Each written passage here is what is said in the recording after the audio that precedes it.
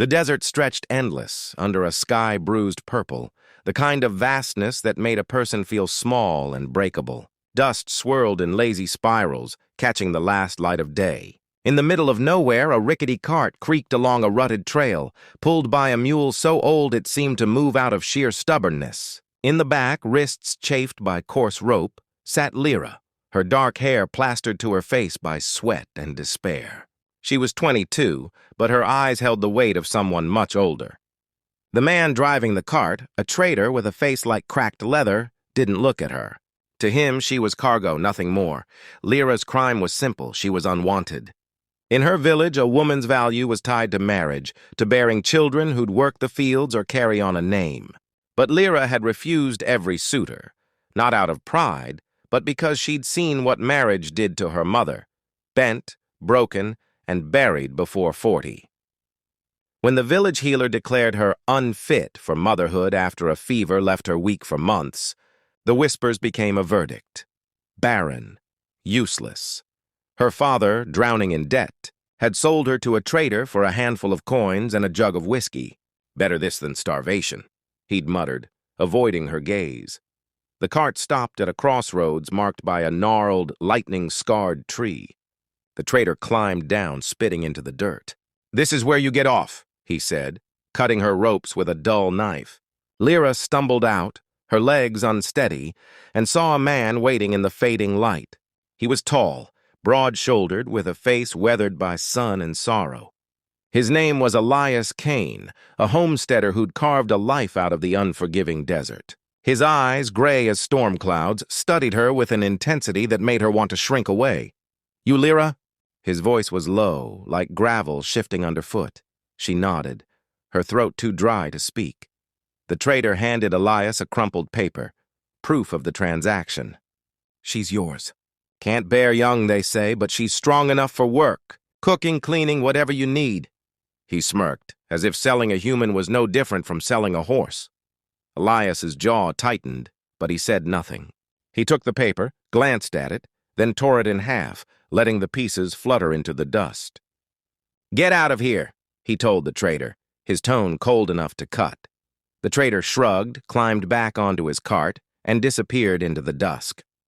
Lyra stood frozen, unsure whether to run or collapse. Elias turned to her, his expression unreadable. "You're not bound anymore," he said, gesturing to her wrists. "You're free to go if you want, or you can come with me. I've got a place a few miles out, food, a bed. You decide." Lyra stared at him, her mind a tangle of fear and disbelief.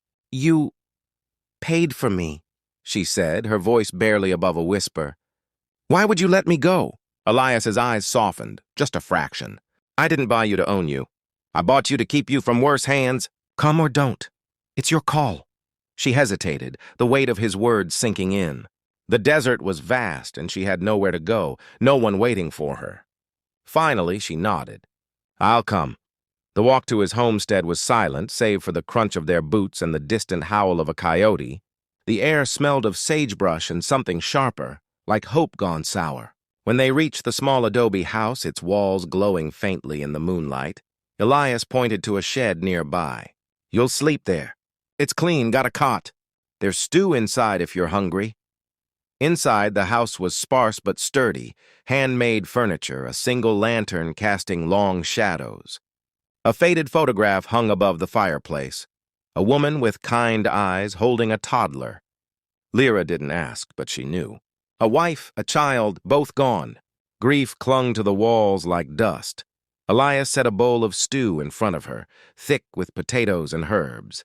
She ate slowly, her hands trembling, not from hunger, but from the strangeness of kindness. "Why are you doing this?"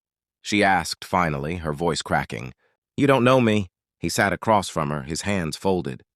"I know what it's like to be thrown away," he said simply. "This land, it don't care who you were. It only cares what you do with it. You're not what they called you back there. You're not broken."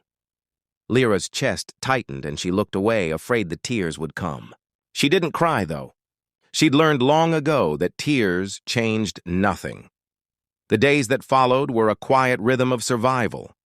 Elias taught her the work of the homestead, how to mend fences, tend the small garden, and gentle the skittish horses. He never raised his voice, never treated her like less than an equal. At first, she kept her distance, expecting the catch, the moment when his kindness would turn sour. But it never did. One morning, as the sun burned away the dawn mist, Lyra found herself hauling water from the well.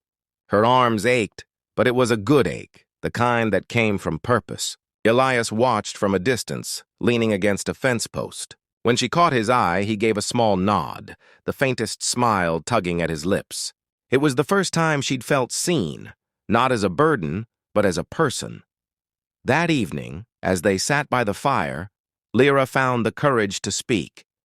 "Why don't you hate me?" she asked.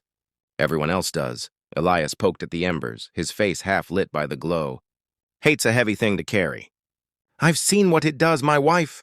She died because people hated what they didn't understand. They called her a healer, then a witch when the sickness came. They burned our home, took her and our boy. His voice was steady, but his eyes were distant. "I don't hate you, Lyra. I hate what they did to you." Her throat closed up, and for the first time in years, she let herself cry. Not for sadness, but for the relief of being believed. Elias didn't move, didn't try to comfort her with words. He just sat there, letting her grief fill the space between them. Weeks turned to months. The desert, once a barren prison, began to feel alive. Lyra learned the names of the plants that clung to life in the cracked earth, the songs of the birds that passed through at dawn. She laughed sometimes, a sound that startled her with its lightness. Elias noticed, and though he never said it, his own heart seemed less heavy. One night a storm swept in, fierce and sudden. The wind howled, tearing at the roof, and the horses screamed in their stalls. Lyra and Elias ran through the rain, their clothes soaked, working side by side to secure the animals. When a beam in the stable cracked, threatening to collapse, Lyra didn't hesitate. She braced it with her shoulder, her strength surprising them both. Elias grabbed her arm, pulling her to safety as the beam fell. They stood there panting, rain streaming down their faces. "You're stronger than you know," he said, his voice raw. Lyra met his gaze, her heart pounding. "You make me believe that." In that moment, something unspoken passed between them. A connection forged in shared struggle, in the quiet trust they'd built. The storm raged on, but inside Lyra something new was stirring. The first fragile roots of hope. The desert bloomed in the wake of the storm, wildflowers bursting through the cracked earth like a defiance of the impossible. Lyra stood at the edge of the homestead, watching the sunrise paint the horizon in shades of fire. The air smelled clean like rain and redemption. She wasn't the same woman who'd arrived here bound and broken. The desert had taught her to stand tall, and Elias had taught her to believe she could. Life on the homestead settled into a rhythm of purpose. Lyra and Elias worked as partners now, their days filled with the small, vital tasks that kept the land alive. They rebuilt the stable, planted a new row of beans, and laughed over shared meals of cornbread and stew. Lyra found herself watching Elias when he wasn't looking. The way his hands moved with quiet precision, the way his eyes softened when he spoke of the land. She wondered if he saw her the same way, but she was too afraid to ask. One morning, as they repaired a fence under a blistering sun, Lyra felt a wave of dizziness. She steadied herself against a post, blaming the heat. Elias noticed immediately, his brow furrowing. "You all right?" "Just tired," she said, brushing it off. But the dizziness returned the next day, and the day after that. Her hands shook when she carried water, and her appetite faded. Elias's concern grew, his gray eyes tracking her every move. "We're going to town," he said one morning, his tone leaving no room for argument. "You're not well," Lyra protested, but he was already hitching the wagon. The ride to town was quiet, the desert rolling past in waves of gold and brown. The clinic was a small, whitewashed building, its walls stained by years of dust. The doctor, a wiry man with a kind face, examined Lyra while Elias waited outside, his hat in his hands. When the doctor called them both in, his expression was one of quiet astonishment. "Lyra," he said, "you're pregnant." The words hit like a thunderclap. Lyra's breath caught, her hands flying to her stomach. Impossible, she whispered. They said I couldn't. The doctor shook his head, a small smile breaking through. They were wrong. It happens sometimes. The body heals in ways we don't expect. Elias's face was unreadable, but his hand found hers, steady and warm. Lyra's eyes filled with tears, not of sorrow, but of a joy so fierce it scared her. I'm not broken, she said, more to herself than anyone else. No, Elias said softly. You never were. The ride back was a blur of emotion. Lyra clung to Elias's hand, the world outside the wagon glowing with new possibility. The desert, once a place of exile, now felt like a cradle for the life growing inside her. When they reached the homestead, Elias helped her down, his touch gentle but firm. Whatever comes next, he said, we'll face it together. The months that followed were a quiet miracle. Lyra's strength returned, her body adapting to the life it carried. Elias worked tirelessly, building a crib from cedar, carving tiny animals into the wood. Lyra sewed blankets, her stitches clumsy but filled with love. They spoke of the future in small, careful ways, not of marriage or promises, but of the life they were building day by day. One evening, as the stars burned bright above the desert, Lyra found Elias sitting by the fire, staring at the photograph of his wife and son. She sat beside him, her hand resting lightly on his arm. Do you think they'd be proud of you? She asked. He was quiet for a long time, then nodded. I hope so. I think they'd want me to keep going, to help someone else find their way. Lyra's heart ached with gratitude. You did that for me. He turned to her, his eyes searching hers. And you did it for me. When the day of the birth came, the desert seemed to hold its breath. The labor was long, painful, but Lyra was no stranger to enduring. Elias stayed by her side, his voice a steady anchor through the waves of pain. When the first cry pierced the air, it was like the world itself exhaled. The midwife handed Lyra a tiny, squalling girl, her eyes wide and bright as the morning star.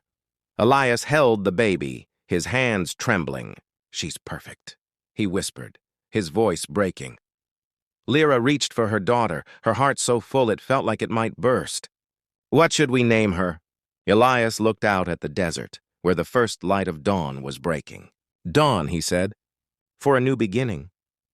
As the days turned to weeks, the homestead came alive with new sounds.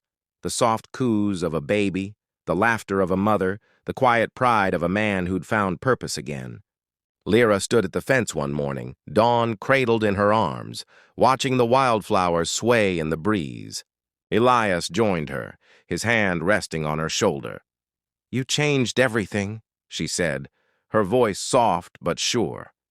He shook his head, a small smile playing on his lips. You did that yourself, Lyra. I just gave you a place to start. The desert stretched out before them, vast and unforgiving, but it no longer felt like a prison. It was home, a place where broken things could mend, where labels could be burned away, and where love could grow stronger than any storm. Lyra looked at her daughter, at the man beside her, and knew that whatever the world had tried to take from her, she had claimed something greater, a life of her own making.